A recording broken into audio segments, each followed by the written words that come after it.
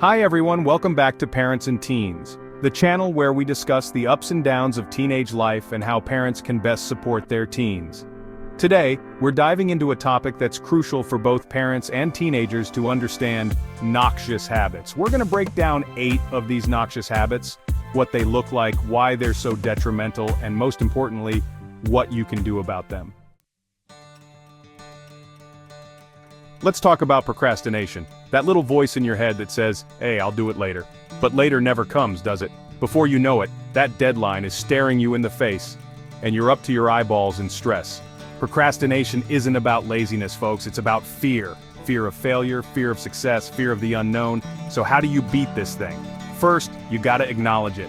Admit you're procrastinating, don't sugarcoat it. Then, break down that big scary task into smaller, more manageable chunks. Set some deadlines, write them down, put them in your phone, but hold yourself accountable. We live in a digital world, but there's a difference between using technology and letting it use you. Excessive screen time is like a drug, folks. It's addictive, it's damaging, and it's everywhere. We're talking about hours lost in social media, video games, mindless scrolling.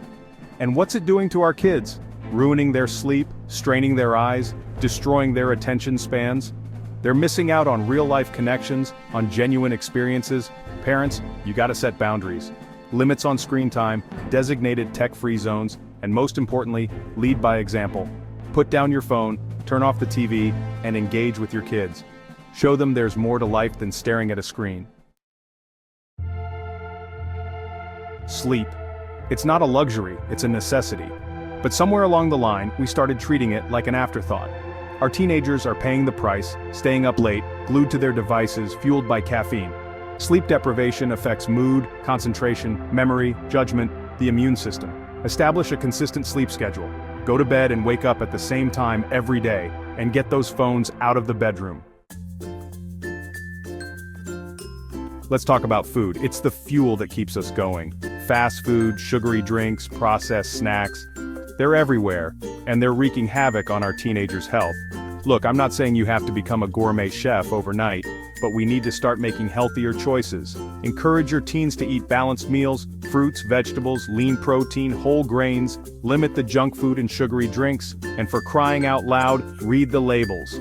Teaching our kids about healthy eating isn't about deprivation, it's about empowerment. We all have that voice in our heads, the one that whispers doubts, criticisms, and insecurities.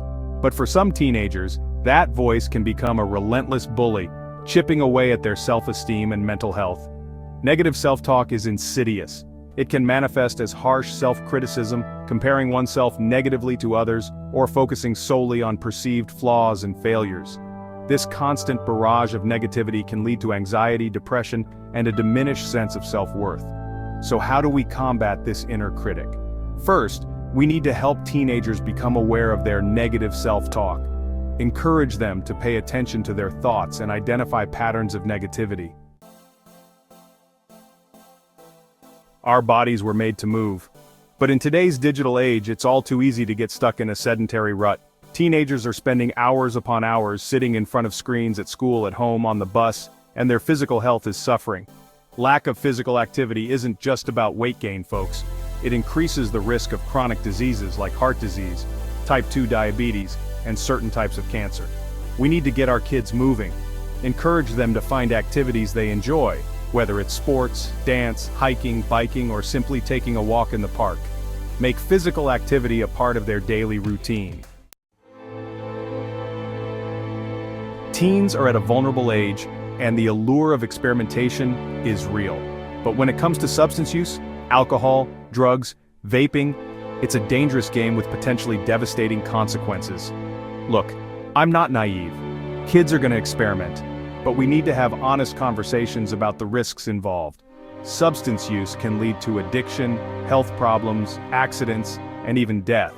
It can derail their education, ruin their relationships, and jeopardize their future.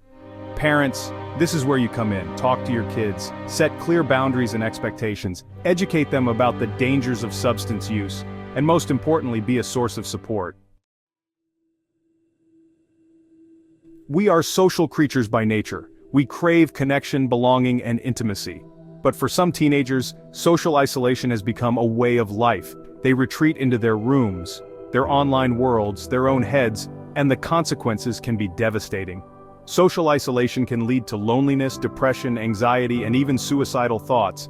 It can hinder social skills development, making it difficult to form and maintain healthy relationships. Parents, it's crucial to foster a sense of connection and belonging for our teenagers.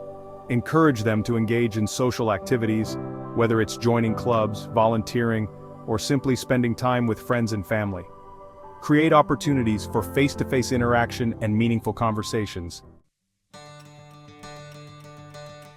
Look, these 8 habits, they're serious. They can cause real damage. But here's the good news. Change is possible. Hope is possible. It starts with awareness, recognizing the problem, and committing to change. It takes honesty, courage, and support. You are capable of amazing things. Don't let these habits hold you back. Reach out, ask for help, and take it one day at a time. Thank you for watching.